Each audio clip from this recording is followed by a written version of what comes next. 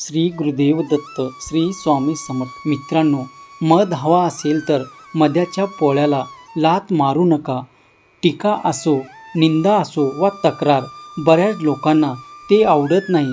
तुम्हाला कोणाबद्दल काही नकारार्थी काही बोलू वाटत असेल तर थोडा जिभेवर ताबा असू द्या.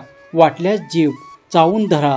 हवं तर संभाषणात नकारार्थी उद्गार असेल तर तिथल्या तिथे तुमचासुद्धा उलट फिरू शकतात आणि मग तुमच्याबद्दल काही वाईट ऐकावं लागतं आणि मूळ मुद्दा लांबच राहतं. मग चांगलं बोलण्याचा प्रयत्न करा आणि तेही खरोखर समोरच्या व्यक्तीबद्दल सकारात्मक गोष्टीचा विचार करा आणि जमेल तसं ह्या सकारात्मक मुद्द्यांना बोलण्यात आपण ज्याला हे करता येईल त्यांना सगळं जग असेल.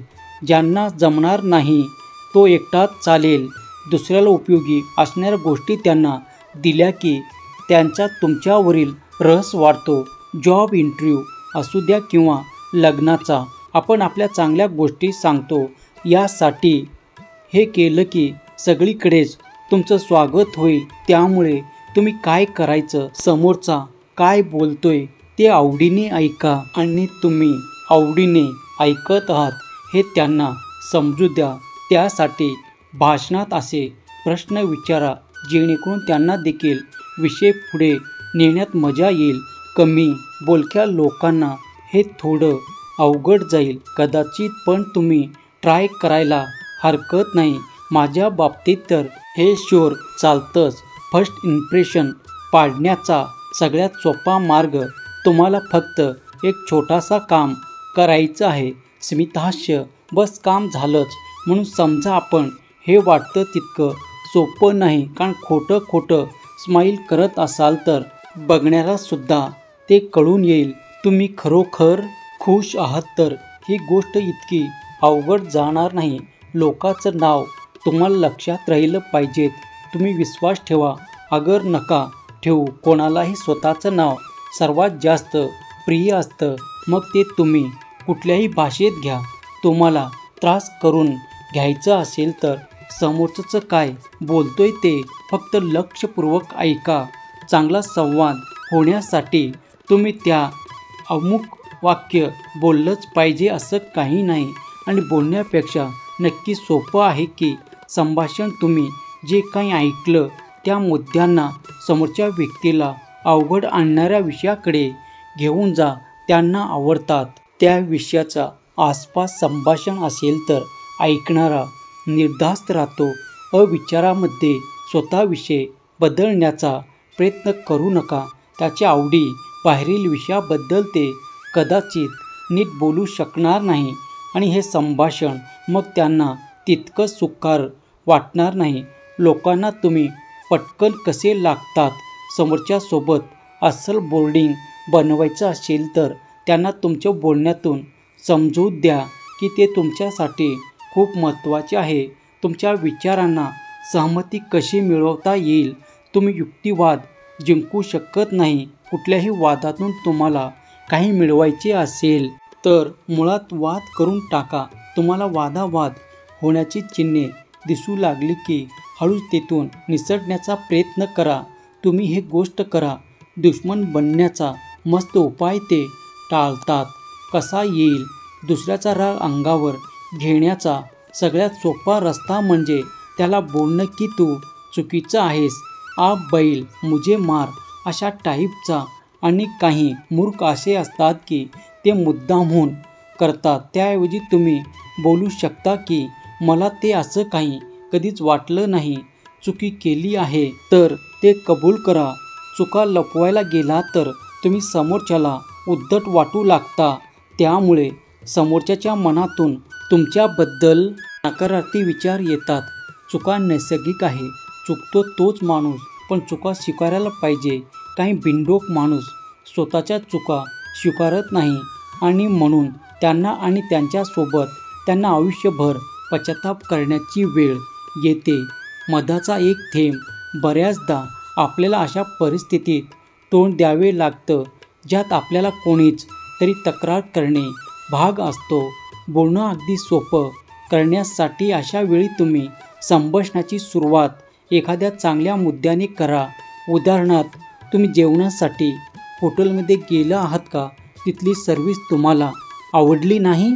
तर तुम्हाला ज्या गोष्टी आवडतात त्या सांगण्यापासून सुरुवात करा आणि मग तुम्हाला अडचणीच्या वाटणाऱ्या गोष्टी सांगा, ज्यामुळे हॉटेलची प्रतिष्ठा भविष्यात धोक्यात येऊ शकते.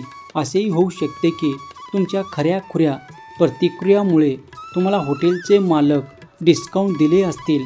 कोणत्याही गोष्टींना सुरक्षितरित्या हातात आणा. तक्रारी सुरक्षितरित्या हाताळताना काय काळजी घ्यावी? कोणी तुमच्याकडे तक्रार घेऊन आला असेल तर त्याला मध्येच तोडून तुमचं बोलणं सुरू करू नका. त्या गरम डोक्याला थोडं शांत होऊ द्या. त्यांचे सगळे मुद्दे संपूर्ण असे प्रश्न विचारा ज्यामुळे ते अजून बोलतील. अशाने त्यांना पूर्णपणे व्यक्त होण्याची संधी मिळते, ज्याचा उपयोग तुम्हाला संभाषणाच्या शेवटी ती अडचण दूर करताना होते. पण काही कमी विचाराची लोक अशी असतात, तिथे मध्ये बोलतात आणि पूर्ण गोष्ट ऐकून घेत नाही आणि योग्य तो निर्णय घेण्यास समोरच्याला अडचण येते किंवा आपल्याला सुद्धा ते दूर करता येत नाही. सहाय्य कसं करावं? तुम्हाला जे सांगायचे त्या शेवटच्या मुद्द्यापर्यंत त्यांना बोलता घेऊन जा. सर्व कल्पना आणि शेवटी तुमचा यावर काय मत आहे असे विचारून त्यांच्या मताला तुमच्या बोलण्यात व्यवस्थित मिक्स करा. शेवटी त्यांना असं वाटू लागेल की ही पूर्ण कल्पना त्याचीच आहे आणि या कल्पनेसोबत त्यांना थोडं आपलेपण वाटेल. कामाच्या ठिकाणी अशा संवादाचा खूप फायदा होतो.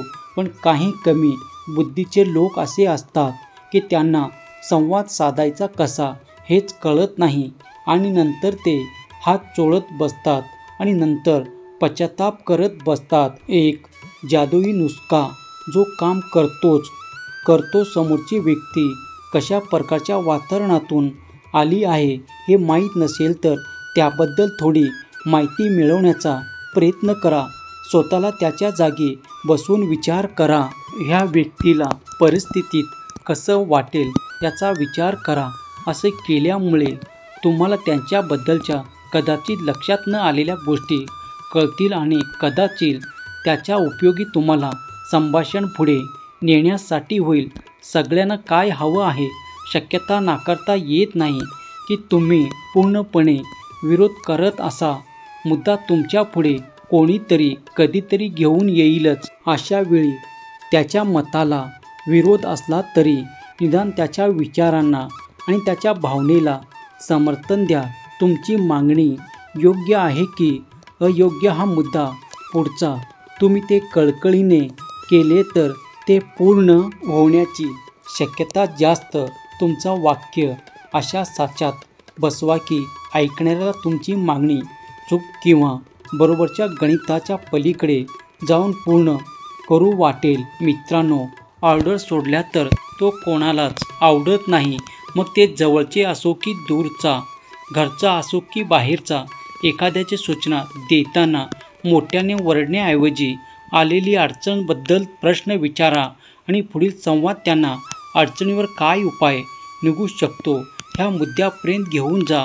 अडचणीवर उपाय शोधताना त्यांचासुद्धा हातभार आहे अशी भावना त्यांच्या मनात येते आणि कामाला जोमाने सुरुवात होते. गोड बोललेला तर सर्व काही होते, पण गोड बोलणं हे सुद्धा आपल्याला यायला पाहिजे. एखाद्याच्या गुणदोषाचे विश्लेषण तुम्ही केले असेल तर त्यांना तोंड कालवण्यासाठी जागासुद्धा आपणच करून द्यावी. ते त्याच्या चुका सुधारू शकतात का हे पाहण्याची त्यांना संधी द्या. अडचण दूर करण्याऐवजी अडचण निर्माण करणाऱ्याला दूर करणे थोडं अमानवी वाटू लागतं. कोणी कामात छोटीशी का होईना सुधारणा दर्शवली तर त्याची प्रशंसा करा. लहानपणापासून कौतुक होत असेल तर त्या बाळाची वाढ पटपट होते म्हणतात ना, ते म्हणूनच कुत्र्याला जरा चांगलं नाव द्या. तुम्ही लोकांपुढे एखाद्याची ओळख करून देत असता तेव्हा थोडीशी प्रशंसा करा.